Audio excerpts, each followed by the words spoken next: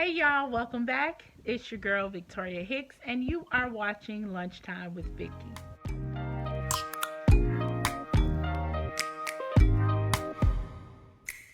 All right, hey y'all, I am back. Today is Saturday, March 13th, and this is a different kind of video. It's almost like a story time. And so I wanted to bring you all along with me. If you don't know, and if you're new to the channel, welcome. My name is I can't talk today. Victoria Hicks, and I am an instructional coach with Seminole County Public Schools, and I live in Orlando, Florida. And I am a mother. I am a wife to Johnny Hicks. I am a mother to Damari, a bonus mom to Jaya, and I am also a pastor's kid. Yes. So I have been a pastor's kid my entire 34 years of living. My father is still pastoring, Bishop Victor Tyrone Curry, and I literally was born into church. I was born into Baptist church. I was born into Black Baptist church. So I was born and raised inside of church. It's really my foundation. It is really from the time I can remember talking and walking. I was in church every single week throughout the week, and my father has been pastoring. So, um, even though my parents got divorced when I was like 4 or 5, um, I've always been in church because on my mom's side, my grandparents are pastors. And so if it was my mom's weekend, we were going to my grandparents' church. If it was my dad's weekend, we were going to his church. And so on both sides, whether I went right or left, church, ministry, was our life. It was, and some people, like you can say, Kim Kardashians and the Kardashians, their family business is entertainment. When you think about the Currys and the Baskins, our family business was church. And so it's what I've always kind of known. And so today I wanted to kind of do like a story time and a sit down with basically to me sharing my life as a pastor's kid. And so I did write some notes because I know that I can talk and be long winded, and I kind of wanted to be really focused and targeted in what I wanted to share. And so for all of my pastor's kids that are out there that are watching, what's up? I was talking to a very good friend of mine. He's my brother, Bishop Edward Long's. Bishop Eddie Long's son Edward yesterday, and it kind of triggered me to just go ahead and do this video because it's one of the videos I've been wanting to do, but I must admit I've been kind of hesitant to do. And so talking with him yesterday kind of gave me that push. And so I just wanted to share some of the pros, the cons, the challenges, the things that have shaped who I am, and some of the things that have really caused me to um, have a different perspective than most people. And so let's get into it. Growing up, my father was a pastor, and we went everywhere he went. We did everything that he did. If he was at church, we were at church. We sung in the choir. We we were, when I say we, my sisters and I, we were just at church. We went to Bible study. We went to Sunday school. We went to Sunday morning service. We were just always at church. If there was a revival, we were there. Halloween, we dressed up and we went to church. Christmas services and Thanksgiving and all of our year was basically surrounded. Church was and God was the center of our lives. And so, one thing that I can say about being a pastor's kid now that I'm 34 um, is that being a pastor's kid laid a very firm foundation in being the person that I am today. I am a Christian. I love God with everything in me. And thankfully, through lots of different trials and tribulations, I've learned to have my own personal relationship with God, and not just a relationship that was formed because my parents were in church, but truly a relationship that was formed with God. Because I know that I need him. I know that I belong to him. I know that he created me. And so, one thing I can say was a pro, and something I'm so thankful for, is that being a pastor's kid laid a very firm foundation in my life.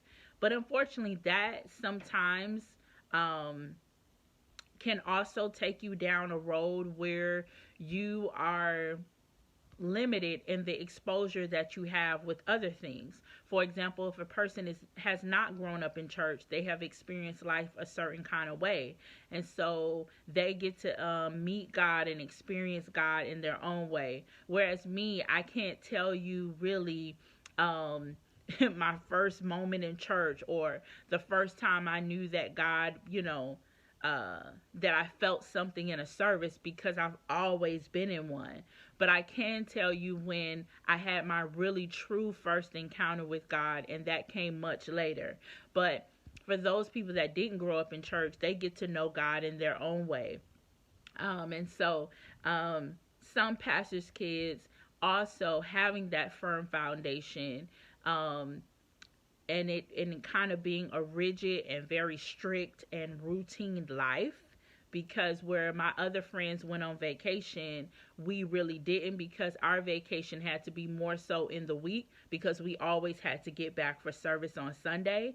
And so it can make, like, your life can feel like a routine. It can feel like everything is very rigid. And so for some people that are pastors' kids, that's something that is a con to them. But for me, I appreciated it. It was a firm foundation. It's something that I knew I looked forward to. It was something that I enjoyed. It was something that I enjoyed doing. And so that's the first thing I want to share, is that being a pastor's kid is not all bad, and it actually has its benefits. But on the other hand, it did have some things that came with it that were very challenging. One of the things that being a pastor's kid brings to you that can be challenging is that you live a very sheltered and isolated life. And what I mean by that is, from my experience growing up in my father's church, he had a very big ministry and it grew very rapidly. And so, for one, he kept us kind of isolated from the general public or the congregants and the other members of the church for safety reasons. Also, number two, people look at you in a different way. You're looked at differently. And so, even though we were a part of the youth ministry, we were always kind of like, the kids didn't know how to interact with us, because they were like, that's Bishop Curry's daughters. And so a lot of times you're trying to, like, hey, I'm just a 9-year-old trying to make friends in the choir. But then, kids are like, nope, that's Bishop Curry's daughter.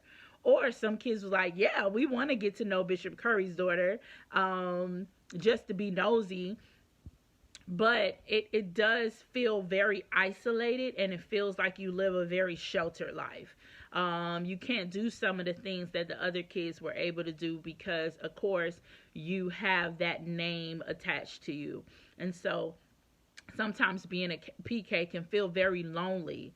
It can feel as though, like, no one truly understands how it feels to be scrutinized and looked upon, and feeling like you live in a fishbowl, so to speak, and everyone's eyes are on you and everyone's paying attention to you. And then you'll have some people say, child, I don't be paying attention to them pastors' kids. But y'all do. Y'all really be paying attention. Y'all really be like, what are y'all doing? What's going on? And so feeling like you're isolated from everyone else, even though you're a part of the church, even though you want to immerse yourself in the community, and the culture of the church, is still almost always like there's some distance between you and the people, simply because of who you are. And even though my sisters and I were not the pastor of the church, just the fact that he was our father created some distance. And so that sometimes can feel lonely. And so I remember growing up just wanting to fit in, just wanting to be a part, especially when I was a teenager. Not so much as a kid, but as a teenager. All teenagers want to feel like, look, if I got to be here every Sunday, choir rehearsal Saturday, if I got to be here Tuesday for Bible study, I have to be a part of the youth things, the youth explosion, the youth conference, the youth retreat, the youth shut in. I want to feel like I can truly make friends and no one is looking at me like, we can't sit with you. And so it can feel like it's a lonely thing. However, I had my sisters and I did have a small group of friends that provided us the feeling like it's okay, we're okay. Another thing, excuse me, about being a pastor's kid is, of course, um, feeling pressured. I know for me, I felt pressure because it was always a sense of when we got to church or we were around church people, we needed to, like, dress up. We needed to make sure that we looked the part, we talked the part, that we were the part. And I won't say that it was something that was said. Like, my dad never said, okay, when we walk into church, you better be doing this. But it was implied, as well as it was just felt. It was just a pressure, like, we just can't be acting out here, acting a fool. And so I remember, guys, when I became pregnant out of wedlock at age 20, and how that conversation spread it through the church, the city, I felt like the world. It really affected me because it was just so much pressure. And because I was very much so uh, very involved in church, whereas my sisters were like, child, I ain't with all that. It was a shocker for a lot of people. Like, Victoria got pregnant? Oh my God. And then it just became, for a while, I was the daughter that got pregnant. It was like, oh, you the one that had the baby. Instead of, hey, Victoria, it was like, oh, that's the one that had the baby. And it just, that pressure and that feeling like you have to be perfect, and that feeling like you can never make a mistake, and that feeling of like, what do you do? And can I really worship in church fully and authentically without, you all thinking that something's going on? You all, meaning the congregation. Can you grow up? Can people start to see you as an adult? And it's a lot of pressure that comes with it. And I'm sure that me getting pregnant and all of that stuff wasn't ideal for my dad. I'm sure he would not have wanted that for me, and he had to explain certain things to certain people, and so I'm sure that wasn't ideal. However, for me, it was just like, look, y'all, things happen. Here we are. Back up off me. So, being a pastor's kid, whether you're just, on the straight and narrow, or you're a little crazy like me, it does have a certain amount of pressure that comes with it. So you can feel isolated and sheltered, but then you can also feel like there's extreme amount of pressure. And for some pastors' kids, the minute they turn 18, they leave and go away to college, and they never return to their home church because they don't want to deal with the pressure. And so it's important that we as a people, especially in this thing called Black church, that we begin to extend grace to the first family. We're human. We all make mistakes. We deal with everything that everyone else deals with, if not more. I was a teenager. I went off to college. I wanted to date. I wanted to experience life and partying and clubbing and all of that stuff that normal people do. And so I remember I went away to FAMU, and it got back to my dad that they saw me in the club, and he called and he was like, what are you doing in the club? And I was just like, I had to kind of just be like, look, I'm 18. I'm in college. This is what we do. And so, finally, I think my dad was just like, child, let the girl just live a life. And so it was just like you always had people to report back, or the different sayings that people say, like, pastor's kids are always the worst. And having that pressure to be like, I don't want to fit those things or fit those conversations. But reality of it is that we're human and we're people just like everyone else. We just happen to have parents who are called by God. And so that was pretty much how I felt growing up, feeling isolated, feeling sheltered, and then going through the pressure, especially in my teenage and young adult years, feeling pressure. And then um, finally, once I kind of really settled into who I was, then I truly began to develop my own relationship with Christ. And so I want to say that I really accepted Christ as my Lord and Savior, Jesus Christ, at the age of 21. And it wasn't until then that I really believed that God had called me to preach, and God had purpose for my life, and God had a plan for me, because prior to that, um, it was what we just did. And I admit that church had become like routine. It was just what we did. It was just who we were. And so it wasn't until I became 21 and I truly found myself in a very low place that I reached out and I said, Lord, I need you as my Savior. I need you to work on me. And then God began to speak to me and show me who it is that He had called me to be, outside of the fact that my parents were involved in ministry and my grandparents were these bishops of the church, but really Him calling me, Victoria Curry Hicks, to be to have purpose and have life. And God began to show me my gifts and all those things, that I really understood that I was not just a pastor's kid, but I was Victoria, a child of God. And so I just wanted to kind of share this video with you all, for all of the pastor's kids, or for those that are at a church and you know your pastor's kids and you know your first family and you're trying to figure out, who these people and why they may be a little standoffish and why the first family is kind of like, isolated from everyone else. A lot of the times it's because we are conditioned to be that way. A lot of the times we have been hurt by comments or looks or gestures from the congregants. Sometimes we have hurt congregants because of living a life that's so sheltered. Sometimes we just don't know how to fit in. We don't know what to do, where to go, where should we start. And so have some grace for us, have some grace for your first family, and pray for them. I really believe that, yes, you should pray for your pastors, but pray for those that have to live with the pastor, that interact with the pastor, that have to share their parents with others. That's extremely hard.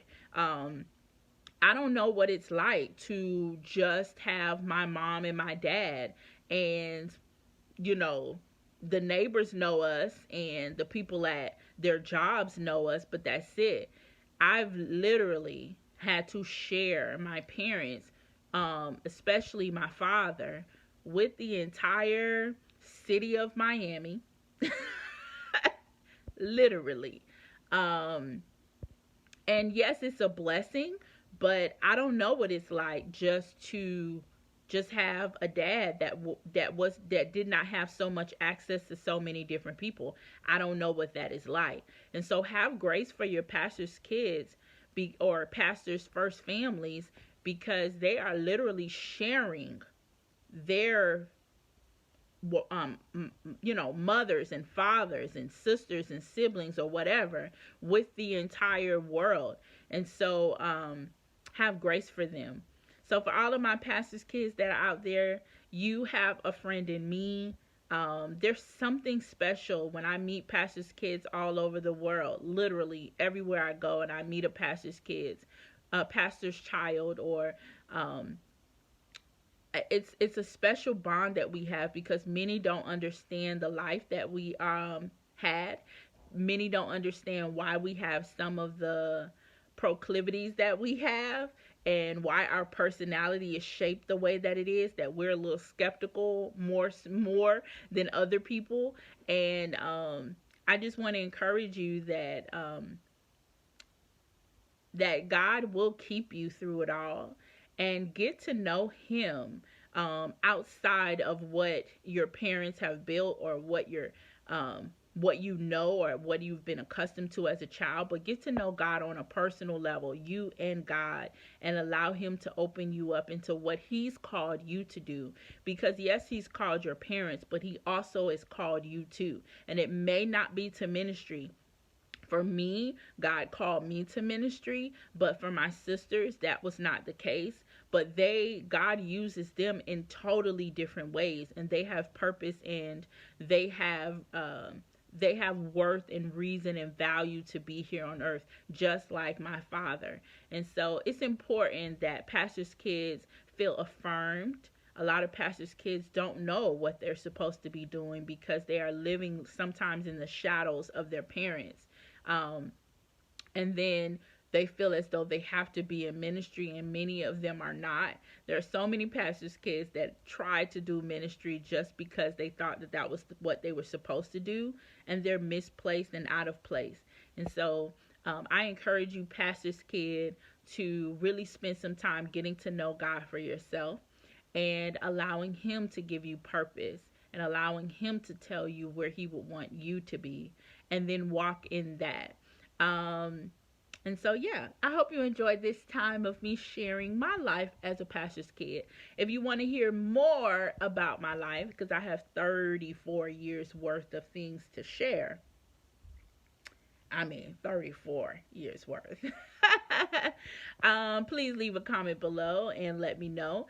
If you have not already, you need to subscribe. Press the button.